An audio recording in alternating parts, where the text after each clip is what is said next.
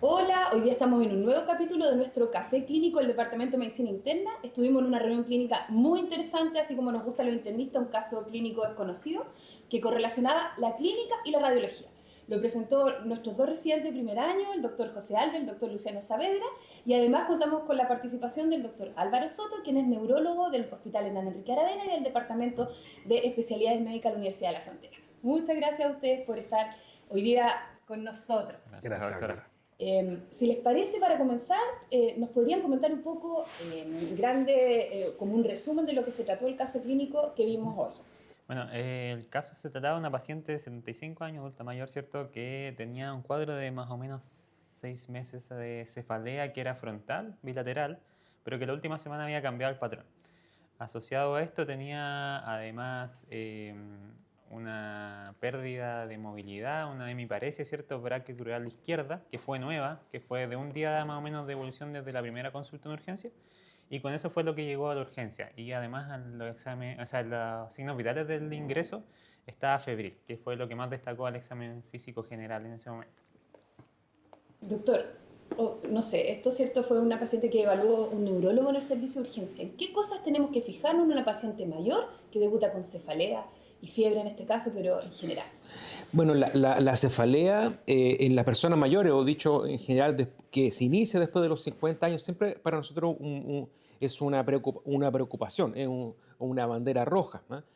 A pesar de que la semiología apunta a una causa más primaria como una migraña, una cefalea tensional, siempre tenemos que poner ojo en una cefalea que se inicia o que cambia su patrón después de los 50 años. Y en ese sentido, la cefalea asociada a la arteritis de la temporal es súper importante de tenerla en consideración. En mi práctica habitual, cuando yo detecto una cefalea después de los 50 años, siempre pido exámenes generales, un hemograma, VHS y proteína C reactiva, además de una neuroimagen que puede ser un escáner o una resonancia. Es más, si es muy sugerente, si tiene, por ejemplo, una cefalea de predominio frontal, temporal, bilateral, tiene ingurgitación de la arteria temporal, tiene claudicación mandibular, donde la sospecha de una arteritis de la temporal es muy, muy fuerte, mi sugerencia sería ir directamente a una ecografía de partes blandas de la arteria temporal, porque es un muy buen examen de alta sensibilidad y especificidad para detectar esta patología. Entiendo, o sea, teníamos una paciente acá, ¿cierto?, con déficit motor también. Sí. Tenía ella pérdida de fuerza, ¿cierto?, tenía un déficit sensitivo.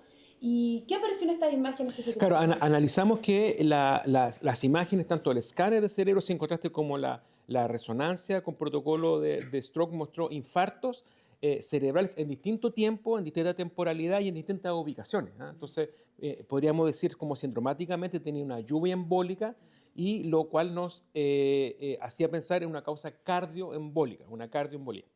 O sea, ahí partió, ¿cierto?, el enfoque inicial. Sus exámenes generales, a ver, los que nos están viendo, ¿qué exámenes generales le tomamos a una paciente así como llegó nuestra paciente al hospital? Bueno, en este caso y en general en todos estos pacientes deberíamos primero solicitar un hemograma, ¿cierto?, para ver si tiene algún grado de anemia, algún grado de inflamación crónica. En esta paciente teníamos una anemia que era leve, que era normocítica, normocrómica, pero una VHS bien elevada, ya un 118, más de 100 en el fondo, que era una paciente que estaba muy inflamada. Ya dentro de los exámenes además generales deberíamos pedir un perfil bioquímico. Dentro de lo que destacaba en ella era que tenía una PCR en 180, o sea, además de la VHS elevada tenía la PCR alta, una albúmina que estaba muy bajita, considerando, o probablemente después lo fuimos viendo con el caso, que era probablemente secundario a esta inflamación crónica también. Y dentro de los exámenes también generales se solicitó un electrocardiograma que no mostraba ninguna arritmia que sugiriera que fuera de una fuente cardioembólica. Considerando que la paciente venía febril también, se tomaron varios cultivos. Dentro de todo esto, el hemocultivo, considerando la posible lluvia embólica, que estaban negativos finalmente. Entiendo. Entonces ahí la sospecha diagnóstica inicial, que fue una endocarditis, cambió un poquito, considerando una paciente bien inflamada, pero que tenía unos hemocultivos negativos. Exacto. ¿Y se tomó, cierto, algún examen para confirmar o descartar esta endocarditis que...? Sí, finalmente, bueno, posteriormente se tomó un ecocardiograma que estaba negativo para endocarditis, así que en realidad la sospecha inicial de la lluvia embólica de una etiología infecciosa por una endocarditis se descartó, ¿ya? En esta paciente fue súper interesante que además de esto tenía al ingreso un dolor torácico que era, no fue como el motivo de consulta principal, pero que posteriormente se complementó con una imagen que mostraba, había una disquisición entre radiólogos, ¿cierto?, que nos decía que era un hematoma intramural extenso, versus el cirujano que evaluó la imagen que decía que era principalmente una aortitis más que un hematoma. Y ahí considerando una paciente que estaba inflamada, que no tenía clínica de síndrome aórtico agudo y que además tenía esta aortitis, fue que empezamos a buscar algunas de las causas de cómo hilar este caso, que fue igual bien complejo. O sea, y cambió nuestra hipótesis de trabajo, ¿cierto? Y llegamos a lo que dice el doctor Álvaro Soto. En el fondo, una paciente con cefalea, déficit motor, fiebre, inflamada, ¿cierto? Había mucha inflamación, que lo vimos en diferentes reactantes de fase aguda. Y llegamos a un examen que está al acceso de todos, doctor. ¿Nos podría comentar un poco sobre la ecografía que se realizó de esta paciente? Bueno, nosotros en el hospital tenemos una experiencia, yo creo que aproximadamente 8 o 10 años, donde a estos pacientes con sospecha de arteritis de célula gigante, arteritis de la temporal, le hacemos la ecografía, tenemos bastante acceso, tenemos colegas radiólogos capacitados tanto en lo público y en lo privado acá en Temuco, así que ha sido una tremenda experiencia. Y recordar que ¿por qué pedimos esto? Porque podría ser eventualmente una urgencia reumatológica y neurológica. A recordar que la arteritis de célula gigante puede producir una neuropatía óptica isquémica anterior, la NOIA, Sí. que puede dejar una pérdida visual permanente y que se caracteriza por una pérdida visual en forma brusca, generalmente compromete más lo que se llama, produce un defecto altitudinal inferior, o sea, la persona tiene compromiso de un ojo hacia abajo. Generalmente respeta la saturación de colores para diferenciarlo de una neuritis óptica, por ejemplo. Y es importante porque si no se trata esto, y después vamos a hablar del tratamiento del doctor Alves acá, si no se trata, el riesgo de que comprometa el otro ojo es casi de un 100%. Así que lo consideramos una urgencia y tenemos que actuar rápidamente. ¿Y qué actuamos? ¿Qué hicimos con esta paciente cuando ya, cierto, se sembró la duda sobre esta patología tan importante? ¿Qué tratamiento implementamos? Claro, lo que pasa es que, bueno, primero partir con que la arteritis de célula gigante es la vasculitis sistémica del adulto más frecuente, que es una vasculitis de origen granulomatoso y que la clasificación de Chapel-Hill la engloba dentro de las vasculitis de grandes vasos junto al Takayasu. Tiene diferentes fenotipos de presentación, el craneal, que es el que más conocemos y el que más nos da miedo, Sí. porque es la forma de presentación más clásica, donde hay una afección de la arteria temporal que puede llevar tal cual una NOIA, que es una neuropatía óptica isquémica anterior, que puede presentar una amaurosis fugax en estos pacientes. Entonces, el manejo de estos pacientes lo hacemos dependiendo del fenotipo que presente y la forma de presentación clínica del paciente. Si es un paciente que se presenta en urgencia con una cefalea temporal, con VHS alta, un paciente mayor de 50 años, porque los criterios de clasificación no de diagnóstico, recordar que los criterios reumatológicos no diagnostican, sino que clasifican, los encajan en pacientes que sean mayores de 50 años. Entonces, esta paciente cumplía con el criterio, pero no tuvo la presentación clásica. Pero en caso de tenerla, si el paciente llega con esta manifestación y la pérdida visual, lo ideal es poder iniciar con corticoides, sin ni siquiera tener la confirmación diagnóstica, ¿ya? En nuestro hospital se puede realizar cualquiera de los estudios de imagen, en especial el ecodoppler de las arterias temporal, donde lo que podemos ver es este signo del halo, que básicamente es por un engrosamiento que es hipoecoico, que nos permite diferenciar esto y poder actuar mucho más rápido. Entiendo. Esa eco de arteria temporal está disponible, también se puede complementar, ¿cierto? Tú mencionaste la arteria axilar, ¿cierto? Para ver si es que también hay un compromiso que sea extracraneal. Se le realizó a esta paciente y estaba alterado. Entonces, ¿qué tratamiento implementaron ustedes en la sala de medicina? Sí, bueno, el acercamiento inicial del tratamiento fue considerando que teníamos una paciente con manifestaciones extracraneales y la cefalea que venía arrastrando hace harto tiempo. Se inició finalmente corticoide en altas dosis de forma endovenosa, ya con metilprednisolona, fue en 3 pulsos por 3 días, ¿cierto?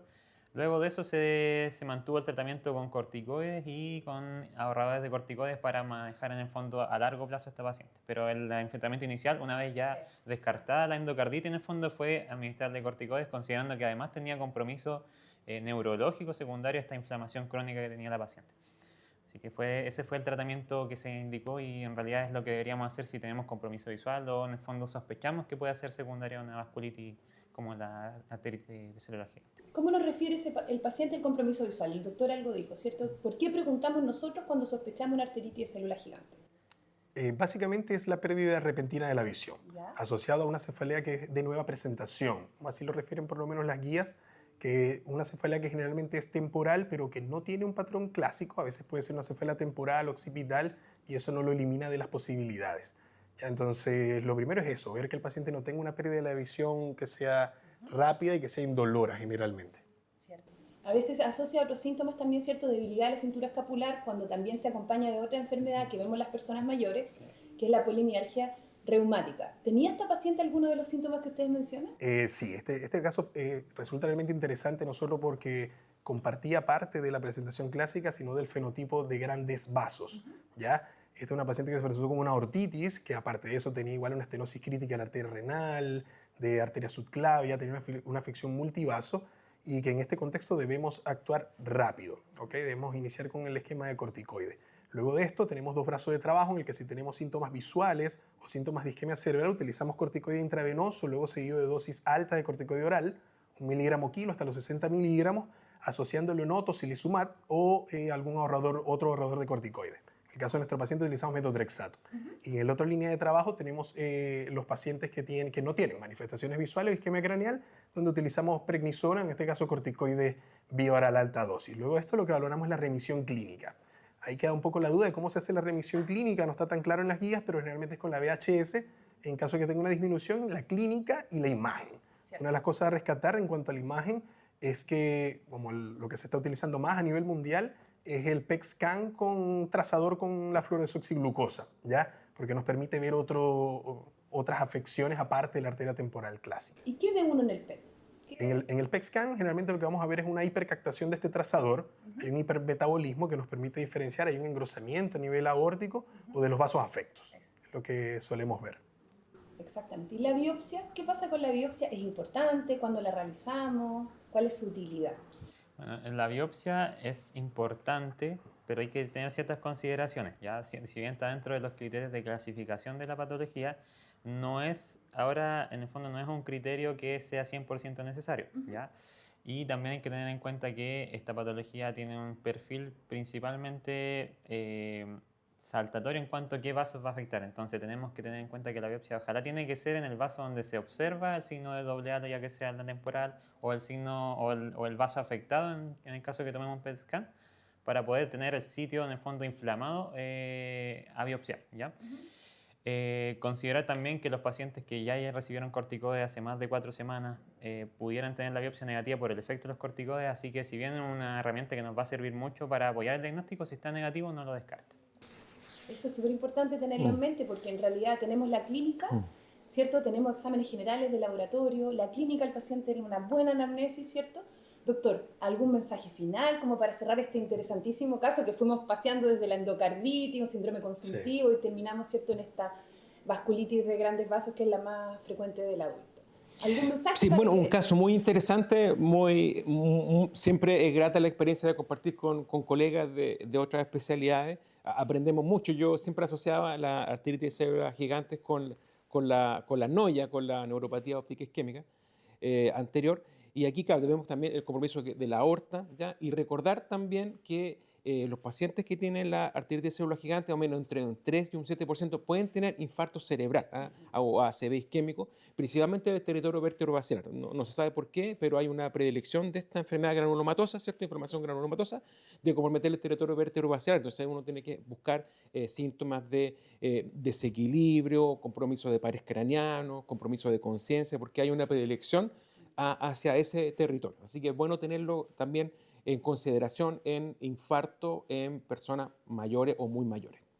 Muchas gracias. ¿Algún mensaje como para terminar nuestro caso clínico? Yo creo que es importante también que, considerando que esto lo ven médicos generales, ciertos colegas de otras áreas y también otras personas de la salud, es importante siempre tener en cuenta que una cefalea en un paciente mayor de 50 años es una bandera roja. Ya a veces uno en APS puede en el fondo pensar en patología benigna, pero si es más de 50 años, mejor siempre ser un poquito mal pensado y pedir de más que de menos.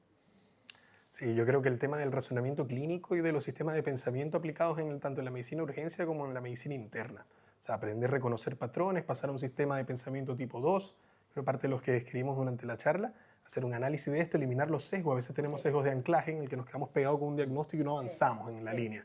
Entonces, hacer este replanteo, analizar el caso, ser más deliberativo y luego llegar a una corrección del diagnóstico previa calibración y poder ajustar todo en beneficio del paciente. Entonces aquí acudimos a nuestra mejor herramienta, que es la anamnesis. Eso, volver a la anamnesis, sí. Volver a reentrevistar. Sí, creo que es lo más importante. Muchas gracias. Terminamos hoy día nuestro capítulo con un interesantísimo caso clínico. Muchas gracias a todos. Gracias Gracias a por la ustedes. atención.